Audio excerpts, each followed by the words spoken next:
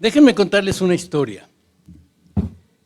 Cuando la impresionante y extraordinaria ciudad de México Tenochtitlan fue conquistada, la ciudad quedó literalmente en ruinas, saqueada, quemada, inundada, repleta de cadáveres en un avanzado estado de putrefacción tras 45 días de asedio. Producían un hedor insoportable.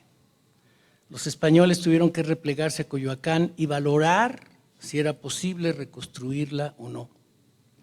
A principios de 1522, Hernán Cortés nombra a quien era conocido como ser un buen geométrico, diríamos hoy un ingeniero, un hombre de nombre Alfonso García Bravo. Él realizó la traza original de la que llegó a superar en magnificencia la ciudad original y que llegó a ser conocida como la ciudad de los palacios, con el nobiliario título de la muy noble e insigne y muy leal e imperial Ciudad de México. Para construir la ciudad se hicieron dos trazos. El trazo se hacía sobre un rectángulo, en el caso de la Ciudad de México, que estaba crucificado por dos ejes. El cardo máximo, que iba de norte a sur, y el decúmano máximo, que iba del este al oeste. En el cruce de ambos se localizaba la plaza central y a partir de ese espacio, en forma paralela y irregular, se iban formando las manzanas. Hoy quiero usar esa alegoría para referirme a la causa provida que todos nosotros defendemos con pasión. La causa provida es la única que puede traer orden, propósito y destino a nuestra gran nación. Nosotros nos definimos como provida, pro familia y pro libertades, y muchos simplifican esas causas diciendo que con esas coordenadas no se puede gobernar un país, pero se equivocan. Si trazamos un cardo, una línea de norte a sur, hablamos del derecho de la vida, que es un don de Dios, que empieza con la concepción, continúa con la infancia, la adolescencia, la juventud, la adultez, la senectud, hasta la muerte natural. Y que se posa en una base que es la familia, la base social fundamental, natural y permanente de toda estructura de gobierno. El segundo trazo que atraviesa el primero es justicia y desarrollo. Son las libertades y derechos fundamentales del ser humano y que sin ellos los dos primeros pierden sentido, porque ¿para qué vivir sin derechos? ¿Cómo vamos a conformarnos a no poder ni siquiera expresarnos? ¿Cómo se puede vivir sin libertad? La justicia social es el ejercicio pleno de los derechos inherentes, inalienables e inviolables de todo ser humano. El derecho a la libre determinación, a la opinión, a la expresión, a creer o no, a objetar, a la asociación, al libre ejercicio de la profesión, a la propiedad, a la vida privada. Todas estas libertades son pilares de la justicia y se complementan con derechos, derechos que nos garantizan desarrollo, por ejemplo, el derecho a la vida, a la identidad, a la salud, a la educación, al trabajo bien remunerado, a la libre empresa, a la justicia pronta y expedita, a la nacionalidad, al sufragio, a la participación política, etc. Vida y familia, justicia y desarrollo. Esa es la forma para gobernar un país. Sin esos linderos no es posible la democracia ni la supervivencia humana.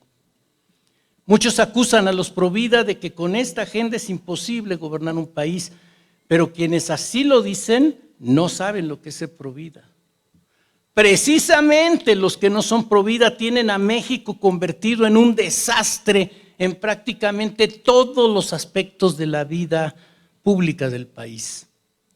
Empezando por el más grande desafío de todos, que es la inseguridad y la lucha contra el crimen organizado, que tiene secuestrado prácticamente todo el país.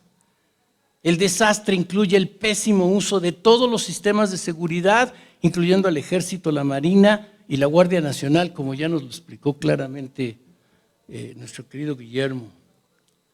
Amigos, el paisaje es aterrador. El siguiente problema y de más impacto social es el sistema de salud que ha sido desmantelado, saqueado y que ahora pretenden incorporar al IMSS, que puede incluso colapsar por la concentración de servicios y de bienes que deberá prestar, además de que le arrebata a los gobiernos locales de los recursos para la atención de la salud a nivel estatal. Otro gravísimo problema es el sistema educativo nacional, que bajo el eufemismo de Nueva Escuela Mexicana quieren usar para establecer un modelo de adoctrinamiento público y la imposición de la ideología de género en nuestros niños, adolescentes y jóvenes. La educación ha retrocedido de manera alarmante y está reprobada en cualquier materia, en cualquier nivel educativo o en cualquier sistema que lo evalúe. Y lo más grave es que empeorará. Por eso es que en Iniciativa Ciudadana hemos organizado cientos, miles de amparos en todo el país. Un cuarto tema para atender inmediatamente es la histórica oportunidad de incrementar la economía, la oferta de negocios bajo la nueva cosmovisión del nearshoring, la digitalización y la inteligencia artificial, como ya lo está haciendo con gran éxito la India. Pero en nuestro caso sin descuidar el mercado interno y sobre todo el campo, que ha sido abandonado de tal manera que nos hemos convertido nuevamente en un país expulsor de mano de obra agrícola, porque aquí o no hay trabajo o no hay condiciones de trabajo por la falta de seguridad. México acaba de romper el récord histórico en compra de frijol, de maíz y de arroz. El quinto tema, que debe ser fundamental, es el agua.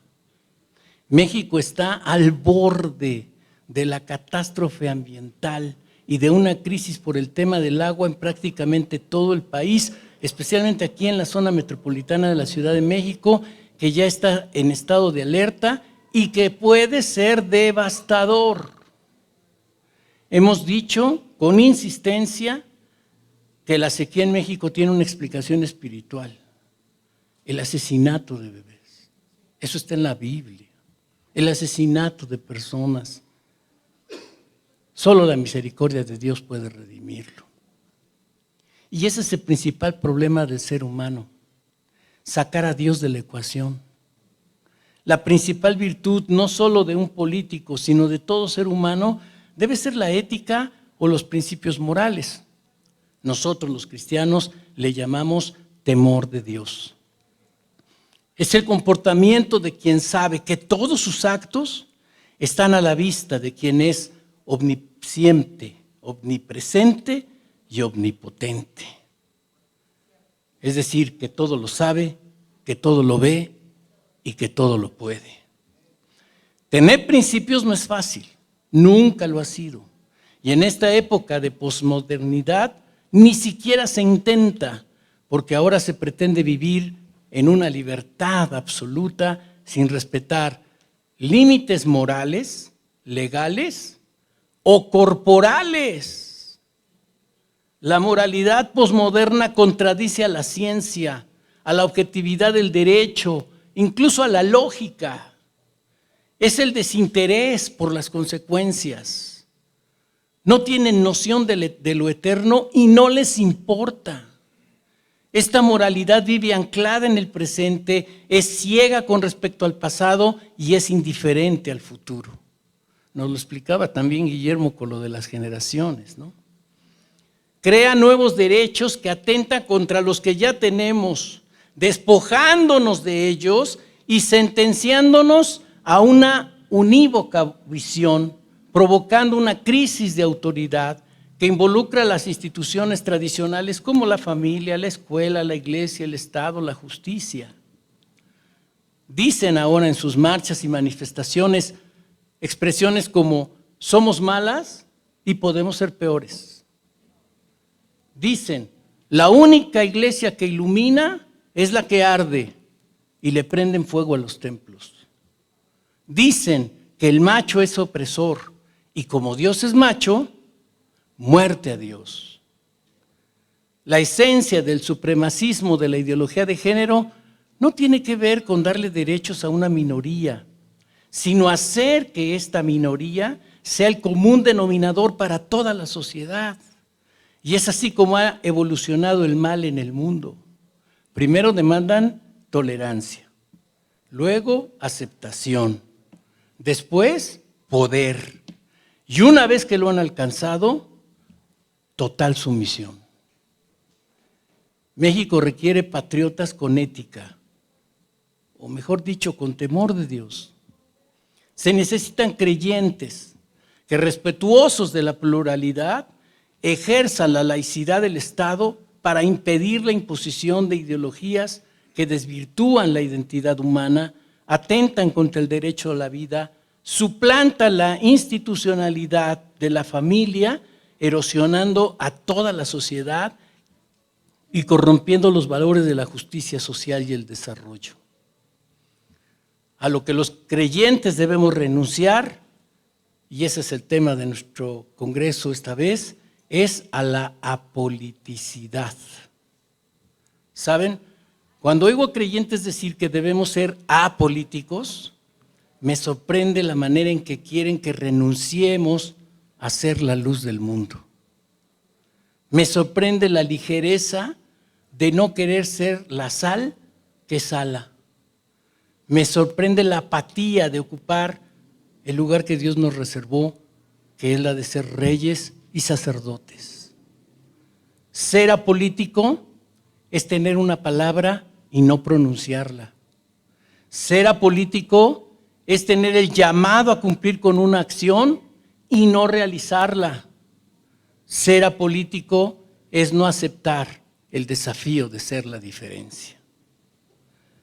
Dante Alighieri, el autor de la Divina Comedia, escribió: los rincones más oscuros del infierno están reservados para aquellos que eligen mantenerse neutrales en tiempos de crisis moral. Desmond Tutu, un clérigo anglicano que combatió contra el apartheid en Sudáfrica, dijo: quien se declara neutral ante situaciones de injusticia, en realidad ha escogido el bando opresor. La historia tendrá que registrar que la mayor tragedia de este tiempo de transición social no fue el estridente clamor de los malos, sino el inconcebible silencio de los buenos. Eso lo dijo el pastor bautista Martin Luther King. Por cierto, el lunes pasado fue el aniversario de su nacimiento, un hombre que fue llevado hasta el martirio y es el único pastor evangélico que ha recibido el Premio Nobel de la Paz. Hay dos formas de ver la vida, amigos: como si nada de lo que ocurre sea por un milagro, o como si todo lo que ocurre es un milagro. Hoy estamos aquí y para mí es un milagro. Ver amigos tan queridos, tan distantes, pero a la vez tan cercanos, tenemos que darle gracias a Dios por eso. Y gracias a ustedes por venir. Gracias por esforzarse. Gracias por acompañar las batallas que diariamente damos por la vida, la familia y las libertades desde 2016. Pero estamos en lo más oscuro de la noche. Y las batallas que vamos a enfrentar son aún más complejas que las que ya hemos luchado. Amados, nuestra sociedad y en general todas las sociedades son en menor o mayor grado inmorales, pero en México está en el proceso cada vez más pronunciado, no de convertirse en una sociedad inmoral, eso ya lo es, sino está en el camino de convertirse en una sociedad amoral, sin moral, donde no existan límites o diferencias entre lo bueno y lo malo, donde todo se relativiza, donde todo se permite. Así es como se construye una sociedad perversa. cuando una sociedad no distingue entre el bien y el mal, cuando una sociedad disculpa el mal, cuando una sociedad consiente el mal, lo acepta, convive con él y desarrolla valores en base a la moralidad, se vuelve una sociedad perversa. Cuando una sociedad permite el asesinato de bebés en el vientre de sus propias madres, diciéndole que es un derecho quitar la vida, deshumanizando al bebé, diciendo que solo es una bolsa de células y mintiendo al decir que no hay consecuencias, es una sociedad perversa. Cuando se permite la violencia, cuando se abandona la justicia, al propiciar la impunidad, al abandonar a las víctimas, al justificar políticas públicas que han demostrado ser un fracaso que solo fomenta el aumento de la violencia, cuando se pacta con grupos a los que se les permite actuar en impunidad para traficar drogas, armas o personas y realizar todo tipo de crímenes, trayendo un gran mal sobre la nación, es cuando se construye una sociedad perversa. Cuando se abandona a los enfermos, retirándoles los servicios de salud que ya tenían, aún con deficiencias, pero que atendían a una enorme parte de la población. Cuando se les deja sin medicamentos aún a aquellos que están en estado crítico o con enfermedades crónicas como los niños de cáncer, así se construye una sociedad perversa. Cuando se distorsiona el concepto de familia, de manera que los organismos de gobierno enlistan hasta 18 diferentes tipos de familia, cuando en realidad se trata de modelos de convivencia, la mayoría fallidos, de tal forma que provocan el abuso sexual infantil y la violencia intrafamiliar. Así es como se fomenta una sociedad perversa. Cuando se atenta contra la libertad religiosa y se limita la objeción de conciencia o la libertad de expresión para calificarlo como discurso de odio e imponer una ley mordaza, así se establece una sociedad perversa. Cuando a un menor de edad se le permite autodefinirse en contradicción a la ciencia y se imponen penas de cárcel a quienes pueden intervenir en la rehabilitación de las personas que requieren auxilio en la búsqueda de su identidad, así se trate de ministros de culto, médicos o incluso padres de familia, así se construye una sociedad perversa. Cuando se usa la educación para convertirla en un instrumento político que adoctrina a los niños, al tiempo que despoja la educación de toda base científica, académica o pedagógica para imponer la ideología de género como normativa cultural, arrebatándole a nuestros niños su futuro, condenándonos a lo que yo llamo la ostentación de lo bajo. Así se construye una sociedad perversa. Cuando se usa el poder de manera autoritaria, eliminando todo equilibrio democrático para controlar todos los instrumentos del Estado. Cuando se limita o se infiltra a los organismos autónomos, como es la Comisión de Derechos Humanos, el INAI, el INE y ahora hasta la Suprema Corte de Justicia, entre otros muchos órganos que deberían de ser independientes. Cuando se manejan datos falsos como verdaderos y se confronta señalando a los opositores con insultos, descalificaciones y adjetivos ofensivos, así se construye una sociedad perversa. 2024 será el año electoral en que se buscará consolidar la construcción de una sociedad perversa, en la que la ideología de género será la bandera de los candidatos, de todos los partidos políticos. ¿Y qué va a hacer la iglesia? ¿Cómo vamos a votar los creyentes? ¿Cuál debe ser nuestra postura frente a esta dramática e inédita situación? ¿Qué vamos a hacer frente al desmantelamiento de la democracia? ¿Qué vamos a hacer en una elección sin candidatos? ¿Qué vamos a hacer si el chantaje con pensiones, ayudas sociales y becas sufran cifras millonarias que irreflexiblemente se dilapidan? en nuestro Congreso Nacional, estos 3 días, vamos a abordar estos temas y procuraremos propuestas de acciones ciudadanas, de creyentes comprometidos en trasladar los valores del reino a la sociedad. Termino diciéndoles que es cierto que nuestro mensaje no es el políticamente correcto. Es un mensaje incómodo, pero necesario y urgente. Y que debemos hacerlo porque está en riesgo el alma de México. Está en juego el futuro de nuestros hijos. Está de por medio los principios del reino. La iglesia puede hacer tanto, pero se ha atrevido a tan poco. Hemos tenido miedo para aplicar las verdades bíblicas a los conflictos sociales y por eso es que hoy estamos en lo más oscuro de la noche. Pero aún podemos redimir el tiempo de estos días malos. Por eso estamos aquí reunidos. Asumamos nuestra vocación de ser la voz, la luz, la sal que México requiere. Aprovechemos que están aquí aliados nuestros, gente de bien, gente que nos conoce, gente a la que hemos visto que está peleando por nuestros propios ideales. Hagamos pacto con ellos, confiemos en ellos y que ellos puedan confiar en nosotros, en una alianza ciudadana, pero sobre todo en una alianza basada en el temor de Dios. Y cuando hagamos eso, entonces podremos redimir a nuestra nación. Que Dios nos ayude para que así sea.